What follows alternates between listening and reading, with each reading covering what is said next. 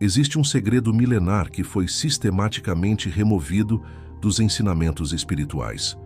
Uma fórmula sagrada tão poderosa que permitiu a Jesus realizar todos os seus milagres, desde transformar água em vinho até ressuscitar Lázaro dos mortos. Esta não é uma história comum sobre fé. É a revelação de um conhecimento proibido que transfere o poder das instituições para o indivíduo. O que estou prestes a compartilhar vai transformar completamente sua compreensão sobre oração, poder divino e seu próprio potencial espiritual.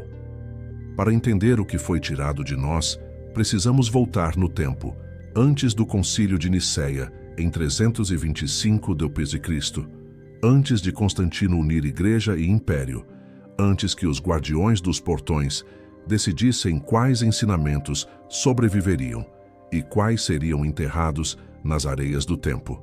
Os primeiros seguidores de Jesus praticavam uma forma de oração radicalmente diferente do que vemos hoje. Na antiga língua aramaica que Jesus falava, um idioma onde cada palavra carrega uma frequência vibracional específica, a oração não era um pedido.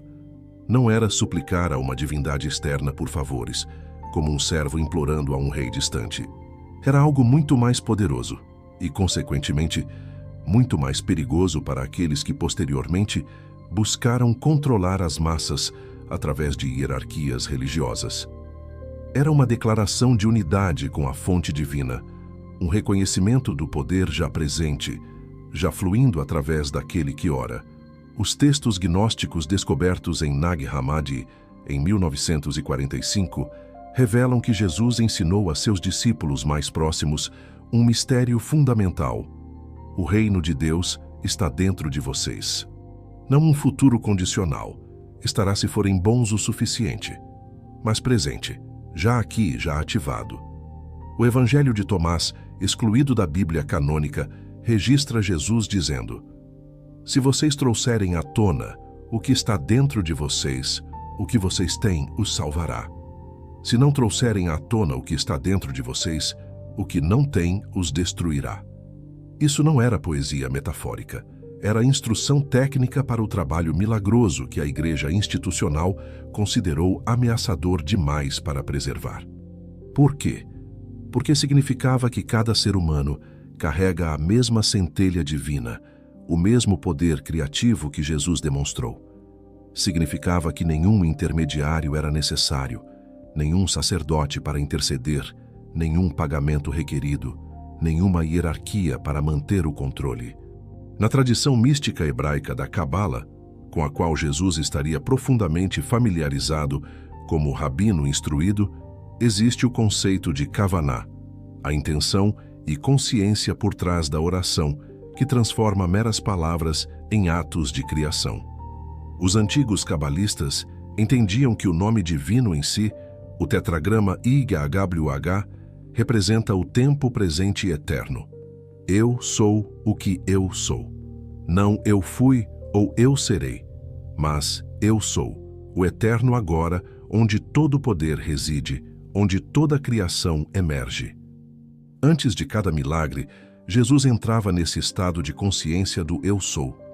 Ele não pedia a Deus para curar alguém como se Deus fosse separado, como se o poder estivesse em outro lugar. Ele agradecia como se o milagre já tivesse ocorrido, porque no reino do eu sou, no campo quântico de possibilidades infinitas, já havia ocorrido. Ele falava a partir do fim, do lugar da completude, colapsando a onda de potencial na partícula da manifestação através da frequência vibracional da gratidão e da certeza absoluta. Os essênios, a seita judaica mística, a qual muitos estudiosos acreditam que Jesus estava conectado, praticavam uma forma de oração que chamavam de oração do sentimento. Os textos essênios antigos descrevem isso como invocar a sensação do desejo realizado, envolvendo-se com a emoção de já ter recebido o que se deseja. Eles compreendiam algo que a física quântica só confirmaria 2000 anos depois, que o observador afeta o observado, que a consciência molda a realidade, que o sentimento é a linguagem que fala ao campo de todas as possibilidades. Quando o Império Romano adotou o cristianismo como sua religião oficial, algo mudou fundamentalmente. Os ensinamentos precisavam ser padronizados, controlados, moldados para sustentar a hierarquia do poder. As orações se tornaram petições. Os humanos se tornaram pecadores, separados de Deus, necessitando de intermediários. A conexão direta, o poder que Jesus demonstrou e ensinou, tornou-se heresia.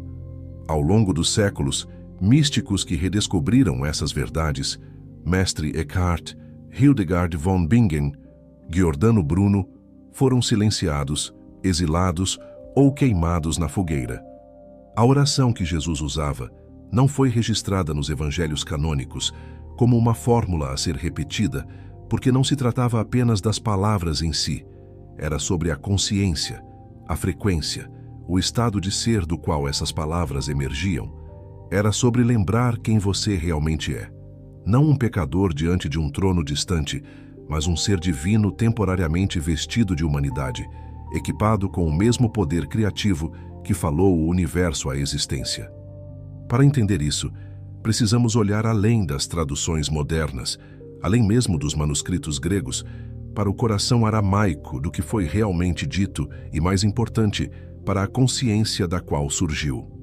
No Evangelho de João, capítulo 11, antes de Jesus ressuscitar Lázaro dos mortos, encontramos a única instância registrada em que a cortina é levantada e podemos ouvir o que Jesus disse antes de realizar um milagre.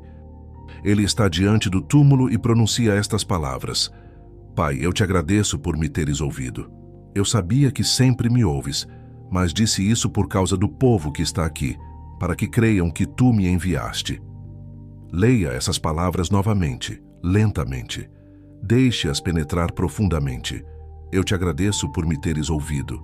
Antes de proferir o comando, antes de Lázaro se levantar, antes do milagre se manifestar no reino físico, Jesus já estava agradecendo por sua realização. Ele não estava pedindo, não estava esperando, não estava suplicando. Deus, se for da tua vontade, talvez consideres ajudar-me. Ele estava reconhecendo o que já existia no reino do potencial divino, no campo da possibilidade infinita. Este é o segredo que deixaram de ensinar.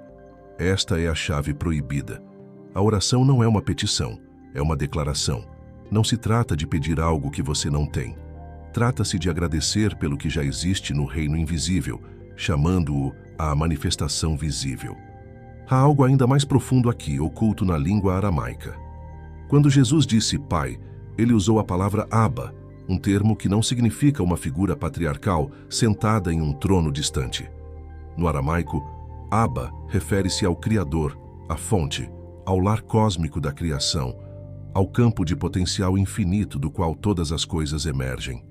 É o campo unificado que os físicos quânticos agora nos dizem que sustenta toda a realidade. O campo do ponto zero, onde matéria e energia dançam em possibilidade eterna. Quando Jesus disse, obrigado por me teres ouvido, ele estava falando de um estado de absoluta unidade com esta fonte. A estrutura aramaica revela algo que a tradução moderna obscurece. Ele não estava falando de Deus como alguém separado. Ele estava falando da consciência de Deus dentro de si mesmo. O sujeito e o objeto colapsaram em um.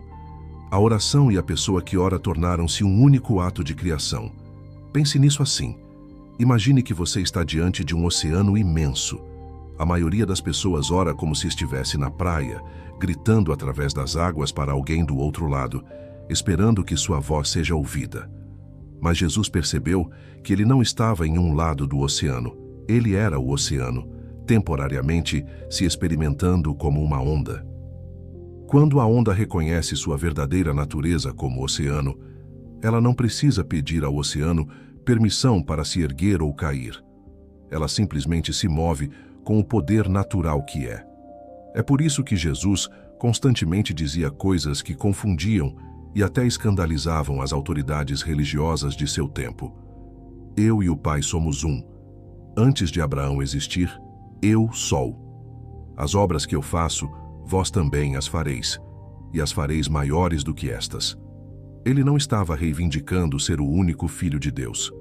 Estava afirmando que todos somos filhos e filhas da fonte divina, que todos carregamos o mesmo poder criativo, a mesma capacidade de falar a realidade à existência a partir da consciência de unidade.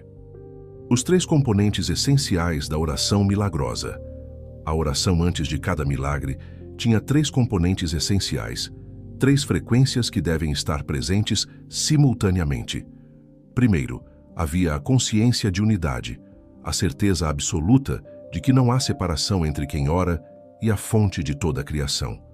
Não uma crença, não uma esperança, não uma fé em algo fora de si mesmo, mas o conhecimento experiencial direto de sua verdadeira natureza como uma expressão individualizada do infinito.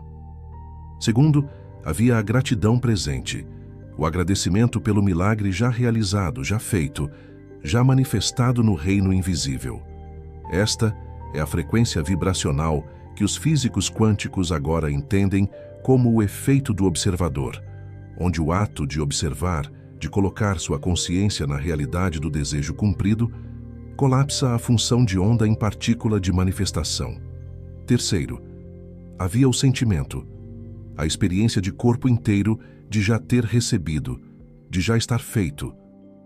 Não apenas o reconhecimento mental ou verbal, mas o estado fisiológico, a assinatura eletromagnética que seu coração emite quando você está vivendo na realidade da realização. Seu coração gera um campo eletromagnético 5.000 vezes mais poderoso que seu cérebro, e esse campo se comunica diretamente com o que os antigos chamavam de campo de todas as possibilidades e o que os cientistas agora chamam de campo quântico. Jesus compreendia algo que místicos modernos e físicos quânticos estão apenas agora redescobrindo. O universo não responde às suas palavras ou mesmo aos seus pensamentos. Ele responde à frequência que você está transmitindo, ao sinal que seu corpo inteiro está emitindo. Quando você pede a partir da falta da necessidade, da consciência de não ter, você está enviando o sinal de falta, e o universo, sendo um espelho perfeito, reflete aquela falta de volta para você. Mas quando Jesus orava, ele fazia algo que desafia a mente lógica, algo que parecia impossível para aqueles presos ao pensamento linear de causa e efeito. Ele orava a partir do fim. Ele colocava sua consciência não no momento presente do problema, não na realidade atual da doença ou morte ou carência, mas no momento futuro da solução já realizada. E então trazia esse sentimento futuro para o momento presente através da alquimia da gratidão. É aqui que a maioria das pessoas se confunde. Elas perguntam: como posso agradecer por algo que não tenho? Não é isso mentira? Não é auto-engano?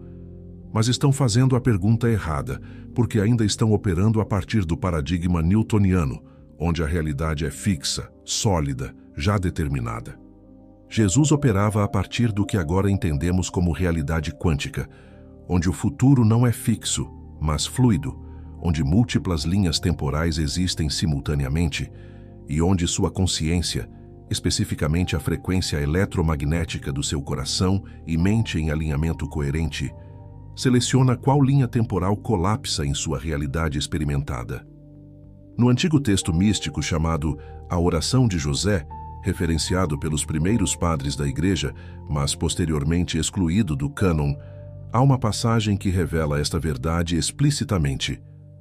Desci para habitar entre os filhos dos homens e falo com eles em sua língua, mas venho do alto dos céus. Sou um espírito rei que recebeu domínio sobre aqueles que nasceram antes de mim. Isso não era Jesus falando. Era o ensinamento de que cada alma humana desce do reino do potencial puro, do campo de possibilidades infinitas, e assume forma temporária no mundo material, enquanto mantém a capacidade de acessar aquele reino superior através da consciência. O princípio hermético, como acima, assim abaixo, como dentro, assim fora, codificou essa mesma verdade. O reino de cima, o campo invisível do potencial quântico, é o modelo para o reino de baixo, a manifestação física. O que existe dentro, em sua consciência, em seu estado de sentimento, na realidade que você mantém como verdade em seu coração, manifesta-se fora, em sua realidade física. Jesus não violou essa lei. Ele a dominou. Ele a operou com tamanha precisão que o que parecia ser um milagre era simplesmente o resultado natural de um alinhamento perfeito entre a consciência interna e a manifestação externa. A prática da oração milagrosa. Agora chegamos ao momento em que a sabedoria antiga encontra sua vida diária, em que o ensinamento proibido se torna uma prática viva, em que você assume o mesmo poder que Jesus demonstrou e o ativa em sua própria experiência. O primeiro passo é mudar de petição para declaração, de pedir para agradecer. A partir de hoje, cada vez que você orar, seja por cura, abundância, orientação ou qualquer outro desejo, você deve reestruturar toda a consciência a partir da qual ora. Nunca mais aborde a oração como um pecador aproximando-se de um rei. Aborde-a como Jesus fez, como um ser divino temporariamente vestido de forma humana, falando da fonte, não para a fonte. Aqui está a fórmula prática. Identifique o que você deseja: cura, provisão financeira, relacionamento restaurado, inspiração criativa, o que for. Feche os olhos e desloque sua consciência para fora da circunstância presente onde o problema existe. Não negue que ele está lá, mas simplesmente retire sua força de observação dele. Respire profundamente várias vezes, inspirando e expirando pela boca, cada respiração liberando tensão, cada respiração levando-o mais profundamente ao momento presente, ao campo de possibilidades infinitas que existe aqui e agora, sob o ruído de superfície do mundo material. Agora, pronuncie estas palavras, ou palavras semelhantes, em sua própria voz autêntica. Fonte divina, campo infinito de todas as possibilidades, eu te agradeço porque minha cura já foi realizada.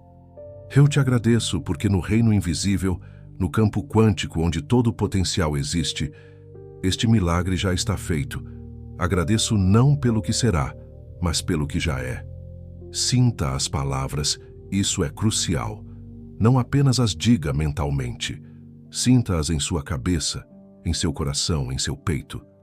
Gere a sensação de gratidão, o calor, a expansão, o sentimento de alívio e alegria que vem quando algo maravilhoso acontece. Seu corpo não sabe distinguir entre algo que aconteceu na realidade física e algo que você está experimentando na imaginação com detalhes sensoriais. Para seu sistema nervoso, para seu campo eletromagnético, para o campo quântico lendo seu sinal, tudo é igualmente real.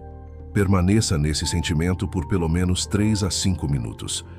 Isso não é tempo desperdiçado, é a ação mais poderosa que você pode realizar.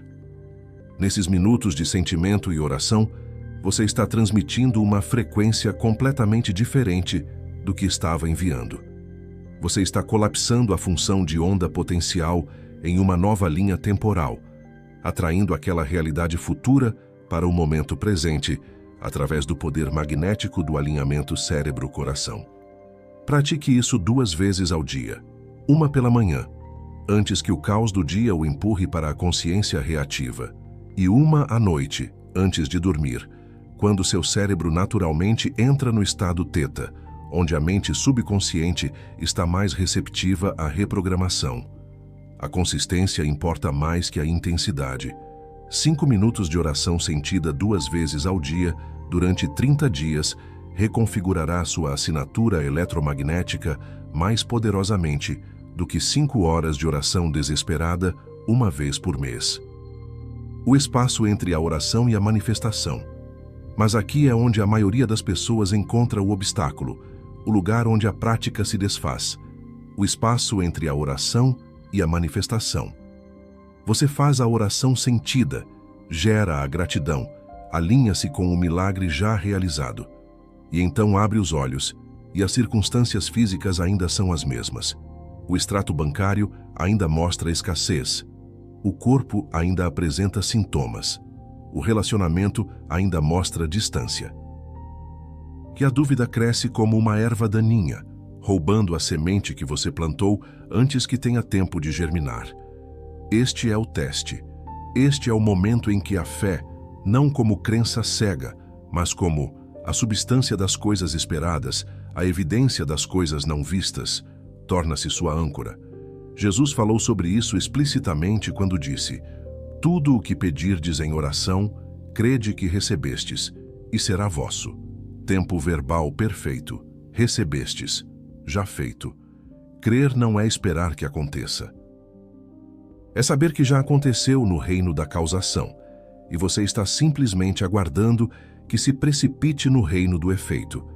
Durante esse espaço, você deve praticar o que os místicos chamam de viver a partir do fim. Isso significa continuar se movendo pelo seu dia, não como alguém esperando por um milagre, mas como alguém para quem o milagre já ocorreu. Uma técnica avançada. Aqui está uma técnica avançada que Jesus usou e que você pode aplicar imediatamente. Fale diretamente com a circunstância, assim como ele falou com a figueira, com a tempestade, com os demônios. Olhe para o sintoma em seu corpo e diga: eu te vejo, mas você não é a verdade de quem eu sou. A verdade é a vitalidade divina restaurando cada célula do meu corpo agora. Olhe para o conflito em seu relacionamento e diga: eu te vejo, mas você não é a verdade de quem nós somos. A verdade é o amor divino fluindo entre nós agora. Quando você fala diretamente com a circunstância, você está exercendo sua autoridade espiritual. Você está declarando que a realidade material não é o árbitro final da verdade. Você está afirmando que existe um reino mais elevado, um campo de potencial infinito do qual a manifestação física emerge. Este conhecimento não é novo, é antigo. Foi ensinado não apenas por Jesus, mas por místicos e sábios de todas as tradições espirituais. Foi codificado na sabedoria perene, que transcende religiões específicas e fala diretamente à natureza da consciência e da realidade. Agora você sabe. Agora você lembra. Agora você pode começar a viver a partir dessa verdade e ver os milagres se desdobrarem em sua vida. Não como eventos sobrenaturais, mas como a expressão natural de quem você realmente é. Compartilhe nos comentários. Qual área da sua vida está pronta para um milagre? Escreva gratidão e conte sua intenção.